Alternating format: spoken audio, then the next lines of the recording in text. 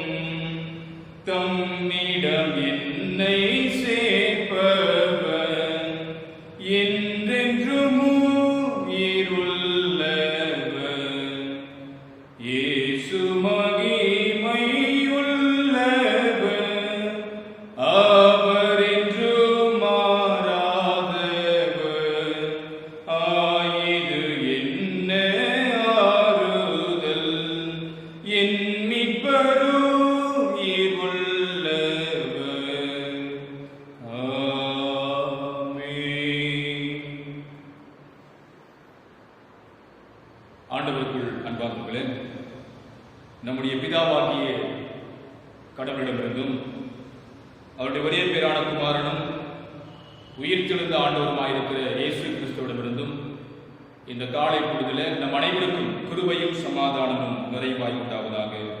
ஆமென். கிறிஸ்துவுக்குள் அன்பார்ந்தவர்களே, இந்த உயிர்த்தெழுந்த பண்டிகைக்கு பின் வருகின்ற 5வது ஞாயிற்றுக்கிழமையிலே நம் ஆண்டவருடைய திருவசனத்தை வாசித்து தியானிக்க எடுத்துக்கொண்ட திருமறை பகுதி அது புனித யோவான் நற்செய்தி நூல் 14வது அதிகாரம் திருவசனங்கள் 15 துவங்கி 21 வரை நான் வாசிக்கிறேன், கேளுங்கள். நீங்கள் என்னில் அன்பு கூர்ந்தால் என் கற்பனைகளை கைக்கொள்வீர்கள். நான் பிதாவை வேண்டிக் கொள்வேன், அப்பொழுது என்றென்றைக்கும் உங்களோடு இருக்கும்படி சத்திய ஆவியானவராகிய வேறொரு சகாயரை அவர் உங்களுக்கு தந்தருள்வார். உலகம் அவரை ஏற்றுக்கொள்ள முடியாது, அது அவரை காண்கிறதும் இல்லை, அறிகிறதும் இல்லை. நீங்களோ அவரை அறிவீர்கள், அவர் உங்களோடு வசிக்கிறார், உங்களுக்குள்ளும் இருப்பார். நான் உங்களை திக்கற்றவர்களாக விடேன், உங்களிடம் வருகிறேன். இன்னும் கொஞ்ச காலத்தில் உலகம் என்னை காணாது, நீங்களோ என்னை காண்பீர்கள். நான் பிழைத்திருக்கிறேன், நீங்களும் பிழைப்பீர்கள். நான் என் பிதாவிலும் நீங்கள் என்னிலும் நான் உங்களிலும் இருக்கிறதை அந்நாளிலே நீங்கள் அறிந்து கொள்வீர்கள். என் கற்பனைகளை உடையவனாய் அவைகளை கைக்கொள்கிறவனே என்னில் அன்பு கூறுகிறவன். என்னிடம் அன்பு கூறுகிறவனில் என் பிதா அன்பு கூறுவார், நானும் அவனில் அன்பு கூர்ந்து அவனுக்கு என்னை வெளிப்படுத்துவேன் என்றார். கிறிஸ்துவுக்குள் அன்பார்ந்தவர்களே, இந்த நாளுக்குரிய திருமறை பகுதி கடந்த வாரத்தினுடைய திருமறை பகுதியினுடைய தொடர்ச்சியாகவே நமக்கு இது அமைகிறது. பிரியாவிடை திருமறை பகுதியாக இந்த பகுதியை சொல்வது வழக்கம். நம் ஆண்டவர் இயேசு கிறிஸ்து தன்னுடைய சீடர்களுக்கு இறுதியாக சில முக்கியமான வார்த்தைகளை, போதனைகளை அவர் சொல்லி அவர்களை திடப்படுத்துகின்ற ஒரு பகுதியாகத்தான் இதனாலுக்குரிய திருமறை பகுதி நமக்கு அமைகிறது. கடந்த வாரத்தில் நம் ஆண்டவர் இயேசு கிறிஸ்து யோவான் 14வது அதிகாரம் 1 வசனத்தில் அவர் சொல்லுகின்றார், உங்கள் இருதயம் கலங்காதிருப்பதாக. ஆண்டவர் இயேசு சொல்லுகின்றார், நான் உங்களை விட்டு கடந்து போய்விடுவேன், நான் உங்களோடு அதிக நாட்கள் இருக்க மாட்டேன் என்று சொல்லுகின்றார். எனவே எல்லோரும் உள்ளத்திலே கலக்கமுற்று, வேதனையுற்று, வருத்தத்தோடு இருக்கிறார்கள். உள்ளத்தை அறிந்த ஆண்டவர் உங்கள் இருதயம் கலங்காதிருப்பதாக என்கின்ற வார்த்தைகளை சொல்லி அவர்களை திடப்படுத்தி இறுதியாக ஆண்டவர் சொல்லுகின்றார், நானே வழி, நானே சத்தியம், நானே ஜீவன் என்று சொல்லுகின்றார். அவர் வாழ்வை தரக்கூடியவராய் இருக்கிறார் என்று சொல்லி நம் ஆண்டவர் இயேசு கிறிஸ்து தன்னுடைய சீடர்களுக்கு சொல்லுகின்ற ஒரு திருமறை பகுதியாக கடந்த வாரத்தில் நாம் தியானித்தோம். அதன் தொடர்ச்சியாக நாம் பார்க்கின்ற பொழுது இயேசு ஆண்டவர் சொல்லுகின்ற வார்த்தை இதனாலுக்குரிய திருமறை பகுதியில 16வது வசனத்திலே சொல்லுகின்றார், நான் பிதாவை வேண்டிக் கொள்வேன், அப்பொழுது என்றென்றைக்கும் உங்களோடு இருக்கும்படி சத்திய ஆவியானவராகிய வேறொரு சகாயரை அவர் உங்களுக்கு தந்தருளுவார் என்று சொல்லுகின்றார். நான் கடந்து போகின்றேன், நான் கடந்து போய்விட்டார் வேறொரு சகாயரை, ஆங்கிலத்தில் கம்ஃபோர்டர் அல்லது ஹெல்பர் அல்லது அட்வொகேட்டர் என்று சொல்லப்பட்டுள்ளது. தேற்றரவாளர் அல்லது சகாயர் அல்லது துணையாளர் அல்லது உதவி புரிபவர் என்று சொல்லியெல்லாம் நாம் பார்க்கின்றோம். ஆண்டவருக்கு பதிலாக தேற்றரவாளரை நான் உங்களுக்காக அனுப்புவேன் என்பதை நம் ஆண்டவரே சொல்லுகின்றார். அவர் வந்து உங்களோடு கூட இருப்பார், உங்களுக்குள்ளும் இருப்பார், உங்களோடு வசிப்பார் என்றெல்லாம் ஆண்டவர் இயேசு அவர்களுக்கு சொல்லி அவர்களை திடப்படுத்துகின்றார்.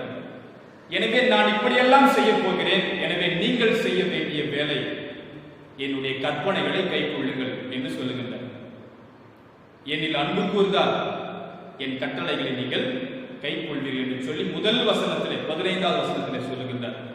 அதே போன்று இறுதியாக 21வது வசனத்திலே முடிக்கின்ற பொழுது ஆண்டவர் சொல்லுகின்றார், என் கற்பனைகளை உடையவனாய் அவைகளை கைக்கொள்கிறவனே என்னில் அன்பு கூறுகிறவன், என்னிடம் அன்பு கூறுகிறவனில் என் பிதா அன்பு கூறுவார், நானும் அவனில் அன்பு கூர்ந்து அவனுக்கு என்னை வெளிப்படுத்துவேன் என்று சொல்லுகின்றார். என்னில் அன்பு கூறுகிறவனாய் இருந்தால் என் கட்டளைகளை நீங்கள் நிச்சயமாக கடைபிடிப்பீர்கள் என்று சொல்லுகின்றார்.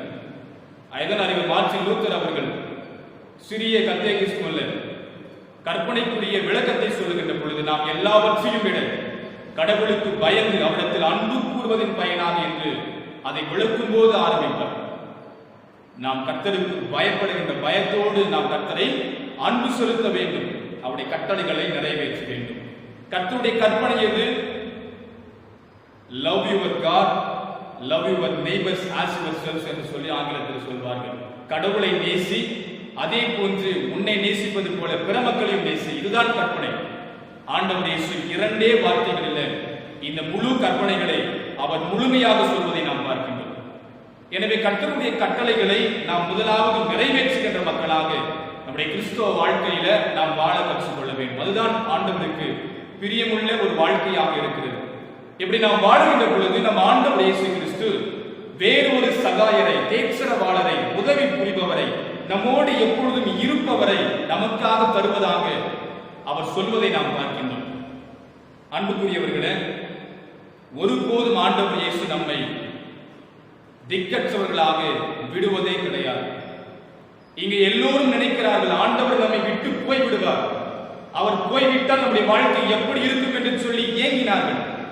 எனவே தான் ஆண்டவர் சொல்லுகின்றார் 19வது வசனத்துல, நான் பிழைக்கிறேன் நீங்களும் பிழைப்பீர்கள் என்பதை சொல்லுகின்றார். 18வது வசனத்துல, நான் உங்களை திக்கற்றவர்களாக விடேன் என்று சொல்லுகின்றார். அதற்கு ஆங்கிலத்தில் சொல்வார்கள் ஹார்பன் என்று சொல்வார்கள். அதற்கு என்ன அர்த்தம் என்றால், ஒரு பெற்றோரை இழந்த பிள்ளைகளை குறிக்கும். வாழ்வாதாரம் இழந்து, பெற்றோர்களை இழந்து திக்கற்றவர்களாக, அனாதைகளாக இருப்பவர்களை குறிக்கும். ஆர்ஃபனேஜஸ் என்று சொல்லி சில விடுதிகளை நாம் பார்த்திருப்போம், அல்லது ஓல்டேஜ் ஹோம்ஸ் என்று சொல்லக்கூடிய விடுதிகளை நாம் பார்த்திருப்போம். அங்கே யார் இருப்பார்கள்? பெற்றோர்களாலே கைவிடப்பட்ட அல்லது பெற்றோர்களை இழந்த பிள்ளைகள் ஆர்ஃபனேஜஸ் என்று சொல்லக்கூடிய அந்த ஹோமில் அந்த விடுதலை இருப்பார்கள். ஓல்ட் ஏஜ் ஹோம் என்று சொல்லக்கூடிய அந்த முதியோருடைய இல்லத்தில் யார் இருப்பார்கள்? பிள்ளைகளாலே கைவிடப்பட்ட பெற்றோர்கள் இருப்பார்கள். பிள்ளைகள் இருந்தும் இல்லாதவர்கள் போல, யாரும் தங்களுக்கு இல்லை என்கின்ற ஏக்கத்தோடு வாழுகிறவர்கள் அநேகர் அந்த ஓல்ட் ஏஜ் ஹோம்ஸ் என்று சொல்லக்கூடிய முதியோர் இல்லத்தில் இருப்பார்கள். கடந்த நாட்களிலே 15வது தேதி நாம் குடும்ப நாளை கொண்டாடினோம். உலக குடும்ப நாள், வேர்ல்ட் ஃபேமிலி டே என்று சொல்லி நாம் கொண்டாடினோம். குடும்பம் என்றால் எது? கணவன், மனைவி, பிள்ளைகள் இருப்பதுதான் குடும்பம் என்று சொல்லி இப்பொழுது நாம் நினைக்கிறோம். அது அல்ல குடும்பம். குடும்பத்தில் என்ன இருக்க வேண்டும்? பெற்றோர்கள் முதலாவது இருக்க வேண்டும், தாத்தா பாட்டி இருக்க வேண்டும். அதன் பிறகு பிள்ளைகள், பிள்ளைகளின் பிள்ளைகள், பேர பிள்ளைகள் இருக்க வேண்டும். அதன் பிறகு உறவுகள் இருக்க வேண்டும். பெரியப்பா, பெரியம்மா, சித்தி, சித்தப்பா, மாமா, அத்தை என்று சொல்லக்கூடிய உறவுகள் அந்த ஒரு குடும்பத்திற்குள்ளாக இருக்க வேண்டும். அதுதான் குடும்ப வாழ்வு. ஆனால் நாம் இப்பொழுது நினைக்கின்ற குடும்ப வாழ்வு எது? கணவன், மனைவி, பிள்ளைகள் தான் குடும்பம் என்று நாம் நினைக்கிறோம். அது குடும்பம் அல்ல. எல்லா உறவுகளையும் உள்ளடக்கினதுதான் குடும்பம். இப்படி இல்லாமல் அநேகர் தங்களுடைய பெற்றோர்களை அனாதை இல்லம் என்று அழைக்கப்படுகின்ற அல்லது முதியோர் இல்லம் என்று அழைக்கப்படுகின்ற இப்படிப்பட்ட விடுதிகளில் விட்டு பணம் கொடுத்து பார்க்க சொல்லுகிறார்கள். அநேகர் உலக வாழ்க்கையில பிள்ளைகளாக இருந்தாலும் சரி, முதியோர்களாக இருந்தாலும் சரி, லட்சக்கணக்கான மக்கள் திக்கற்றவர்களாகத்தான் இருக்கிறார்கள். யாரும் இல்லை என்று சொல்லி தனிமரமாக வெறுமையோடு அநேகர் காணப்படுகிறார்கள். அன்புக்குரியவர்களே, ஏறக்குறைய 54 நாட்கள் இந்த ஊரடங்கில, இந்த கொரோனா வைரஸினால் நாம் இல்லத்திலே முடங்கி இருக்கின்றோம். வெளியே சென்றால் உயிர் போய் விடுமோ என்கின்ற மன ஏக்கம் நமக்குள்ளாக இருக்கிறது. யோசித்து பாருங்கள், இத்தனை நாட்கள் நாமும் கூட திக்கற்றவர்களாகத்தான் இருக்கிறோம், அனாதைகளாகத்தான் இருக்கிறோம். ஒருவேளை நாம் அநேகரை அனாதைப்படுத்தி இருக்கலாம், திக்கற்றவர்களாக விட்டிருக்கலாம். ஆனால் இப்பொழுது நம்முடைய நிலைமையும் இது போன்றுதான் இருக்கிறது. ஐசோலேஷன் என்று ஆங்கிலத்தில் சொல்வார்கள். நாம் தனிமைப்படுத்தப்பட்டு, குவாரண்டைன் என்று சொல்வார்கள். நாம் இல்லத்திலே முடங்கி தனிமைப்படுத்தப்பட்டு நாம் எல்லோருமே முடங்கி இருக்கின்றோம்.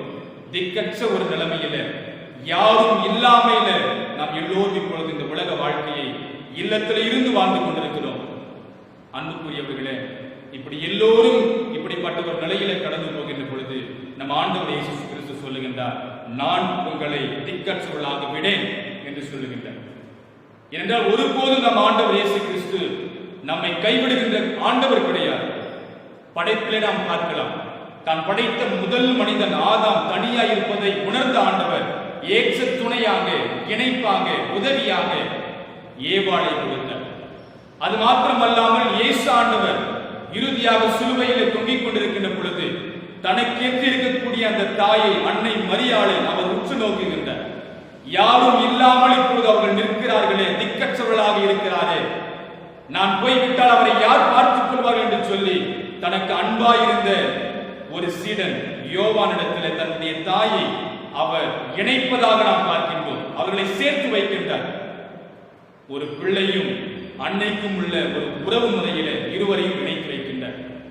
இங்கேயும் மேசாண்டவர் சொல்லுகின்றார் தன்னுடைய சீடர்களை பார்த்து, நான் போய்விட்டாலும் உங்களுக்கு வேறொரு தேர்ச்சிரவாளரை கொடுப்பேன். அவர் உங்களோடு இருப்பார், உங்களுக்குள்ளும் இருப்பார், அவர் உங்களோடு வசிப்பார், உங்களை பிழைப்பூட்டுவார் என்று சொல்லுகின்றார். அதுதான் ஆண்டவர் சொல்லுகின்றார், நான் பிழைக்கிறேன், நீங்களும் பிழைப்பீர்கள் என்று சொல்லுகின்றார். இதனால் கூடிய சங்கீத பகுதியில் நாம் வாசிக்கலாம். சங்கீதம் 66:9 வசனத்துல, நம்மை பிழைக்கும்படி செய்தவர் நம்முடைய கடவுளாகிய கர்த்தர் ஒருவரே, அவர் நமது கால்களை தள்ளாட விடவில்லை என்று சங்கீதக்காரன் சொல்லுகின்றார். இதனாலுக்குரிய முதல் திருமறை பகுதியில அப்போஸ்தலர் நடவடிக்கைகளின் புத்தகம் 17வது அதிகாரம் 28வது வசனத்துல அப்போஸ்தலனாகிய பவுல்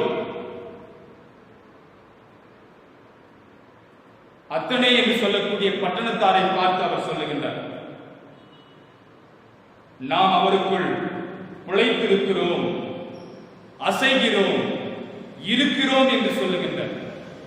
நாம் எல்லோரும் அவருக்குள்ளாய், ஆண்டவர் இயேசுவுக்குள்ளாக பிழைத்திருக்கிறோம், அவருக்குள்ளாக நாம் அசைகிறோம், அவருக்குள்ளாக நாம் இருக்கிறோம் என்று சொல்லுகின்றார். அன்புக்குரியவர்களே, நம்மை ஒருபோதும் ஆண்டவர் தனி மரமாக, திக்கற்றவர்களாக, யாரும் இல்லையே என்கின்ற உணர்விற்குள்ளாக நம்மை ஒருபோதும் அவர் விட்டுவிட மாட்டார். அவர் எப்பொழுதும் நம்மோடு இருந்து நம்மை வாழச் செய்கிறார், நம்மை பிழைப்பூட்டுகின்ற ஆண்டவராய் இருக்கிறார்.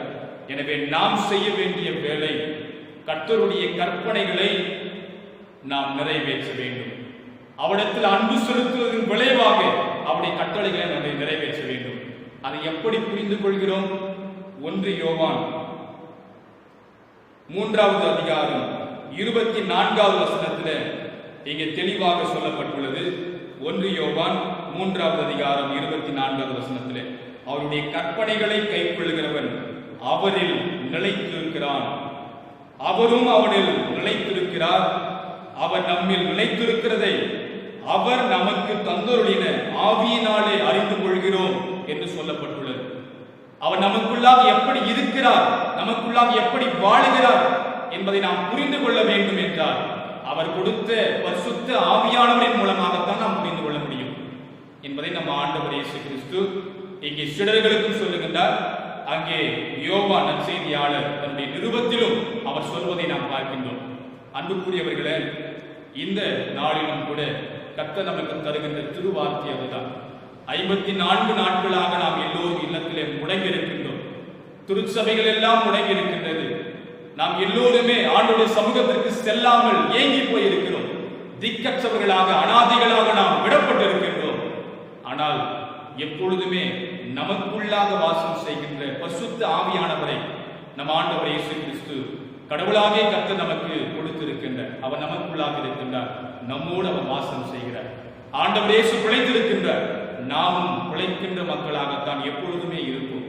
எனவே எதை கண்டும் நாம் அச்சப்படாமல், துயருறாமல், நாம் தனியாக இருக்கிறோமே, நமக்கு யாருமே இல்லை என்று சொல்லி நாம் ஏக்கத்தோடு இல்லாமல், கடவுளாகிய கர்த்தர் நம் ஆண்டவர் இயேசு கிறிஸ்து பரிசுத்த ஆவியானவர் நம்மோடு எப்பொழுதும் இருக்கிறார் என்று சொல்லி அந்த உணர்விலே, நம்பிக்கையிலே கர்த்தருடைய கற்பனைகளை நிறைவேற்றுகின்ற மக்களாய் நாம் தொடர்ந்து வாழ்வோம். அவர் தருகின்ற அந்த ஆதரவை, அந்த எல்லா விதமான பாதுகாப்பை நாம் நிறைவோடு பெற்றுக்கொண்டு வாழ்வோம்.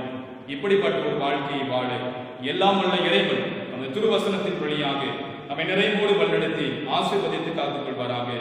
ஆமென். எல்லா புத்திக்கும் மேல கர்த்தருடைய தெய்வீகமான சமாதானம் நம் அனைவருடைய இருதயங்களையும் சிந்தனைகளையும் கிறிஸ்து இயேசுவுக்குள்ளாக பக்குவப்படுத்தி காப்பதாக. ஆமென். ஜெபம் செய்வோம். எல்லாம் வல்லவரும் என்றும் எங்களோடு வாழ்ந்து வருகிறோமாகிய நல்ல ஆண்டவரே, பரிசுத்தமுள்ள பிதாவே, இந்த நல்ல ஓய்வு நாளுக்காக நமக்கு நன்றி செலுத்துகின்றோம். அன்பின் ஆண்டவரை கேட்டு உடைய திருவார்த்தைகளுக்காக நாம் நன்றி சொல்லுகின்றோம்.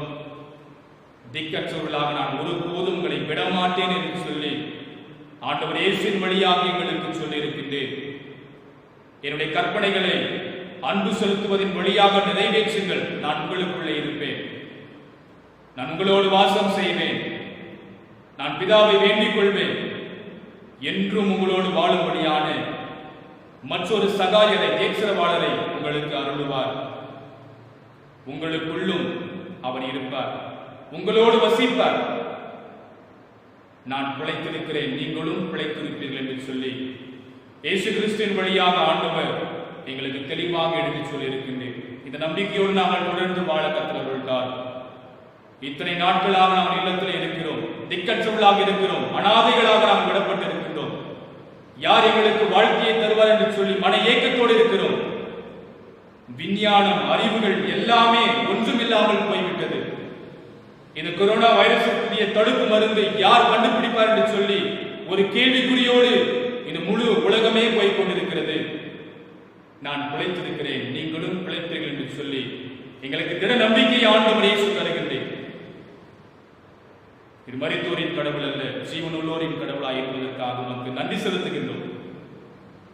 அன்பின் ஆண்டவரே, இந்த நாளிலும் கூட இந்த முழு உலகத்திற்காக நமக்கு நன்றி செலுத்துகின்றோம்.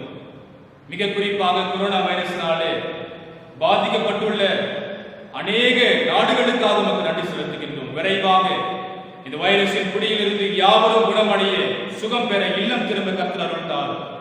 மரித்திருக்கின்ற குடும்பத்தின் மக்களுக்கு வேண்டிய ஆறுதலையும் சமாதானத்தை தந்து கர்த்தர் காத்துக்கொள்ளும். இந்திய தேசம், தமிழ்நாடு ஆண்டவரே, இங்கே இருக்கின்ற எல்லா மக்களுக்காக நமக்கு நன்றி செலுத்துகின்றோம். இந்த வைரஸ்னாலே பாதிக்கப்பட்டுள்ள அனைத்து கம்பெனி மக்களோடும் கர்த்தருடைய மேலான பிரசன்னம் ஆசீர்வாதம் இருக்கட்டும்.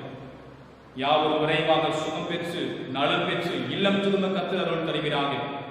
ஆண்டவரே, நேற்றைய ஒரே தினத்தில் 900க்கும் அதிகமான மக்கள் குணமடைந்து இல்லம் திரும்பி இருப்பதற்காக மக்கள் நன்றி செலுத்துகின்றோம்.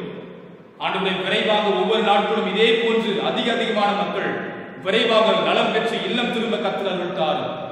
பாதிப்புகள் மென்மேலும் வளராத படிக்க கர்த்தர் காத்துக்கொள்ளும்.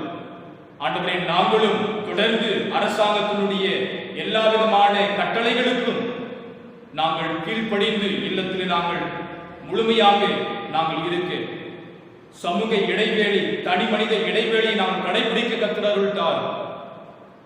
ஆண்டவரை, இந்த எல்லா விதமான வைரஸிற்காக தங்களையே பணயம் வைத்து உழைத்துக் கொண்டிருக்கின்ற ஒவ்வொரு ஆண்டவரை அரசாங்கத்தில் உள்ள ஒவ்வொரு மக்களுக்காக, மருத்துவர்களுக்காக, செவிலியர்களுக்காக, காவலர்களுக்காக, இராணுவர்களுக்காக, துப்புரவு பணியாளர்களுக்காக, சமூக ஆர்வலர்களுக்காக, தன்னார்வ தொண்டர்களுக்காக நாங்கள் செபிக்கின்றோம். யாவரையும் கடவுள் பொறுப்பேற்று ஆசீர்வாதத்தை பாதுகாவல் அனைவரோடு கூட இருக்க வேண்டுமா இவை நோக்கி நாம் மன்றாடுகின்றோம். அன்பின் ஆண்டவரே, இந்த வேளையிலும் கூட எங்களுடைய பரிசுத்த மத்திய லுத்திரன் திருச்சபைக்காக மக்கள் நன்றி செலுத்துகின்றோம். திருச்சபையுடைய அத்தனை பொறுப்பாளர்களுக்காக, விசுவாச குடும்பத்தின் மக்களுக்காக மக்கள் ஸ்தோத்திரம். எல்லோரையும் கடவுள் கண்ணோக்கி பார்த்து நிறைவோடு வழிநடத்தி நீர் ஆசீர்வதிப்பீராக. ஆண்டவரே, வாரந்தோறும் நம்முடைய திரு சமூகத்தை ஆர்வத்தோடு கொடுக்கக்கூடியதான என்னுடைய விசுவாச லுத்திரன் திருச்சபை வீராமுகம் போதக வட்டத்திற்காக நன்றி செலுத்துகின்றோம். திருச்சபை ஆயர், ஊழியர், அனைத்து வகை பொறுப்பாளர்கள், விசுவாச குடும்பத்தின் மக்கள் யாவரையும் கடவுள் பொறுப்பேற்று நிறைவோடு வழிநடத்தி ஆசீர்வதிப்பீராக. தொடர்ந்து உங்களுடைய பாதுகாவலுக்குள்ளாக எங்களை வைத்தருளும். எங்களை நிறைவோடு ஆசீர்வதியும். நன்மையான எல்லா ஈவுகளையும் தந்து கடவுள் எங்களை பாதுகாத்து வழிநடத்துகிறாங்க. விரைவாக ஆண்டவரே, இந்த பொது முடக்கம் முழுமையாக நிறைவேற நாங்கள் யாவரும் தொடர்ந்து இயல்பு வாழ்க்கைக்கு திரும்ப திரு சமூகத்திற்கு சென்று நாங்கள் வழிபடக்கூடிய நல்ல வாய்ப்புகளை ஆண்டவர் எங்களுக்கு ஏற்படுத்தி தருகிறாங்க. எங்களை யாவரும் தாழ்த்துகின்றோம். எங்களை எடுத்து பயன்படுத்தும் நிறைவோடு ஆசீர்வதியும். இயேசு என்ற வல்லமையுள்ள நாமத்தாலே செபிக்கிறோம். எங்கள் ஜெபத்தை தயவோடு ஏற்றருளும்.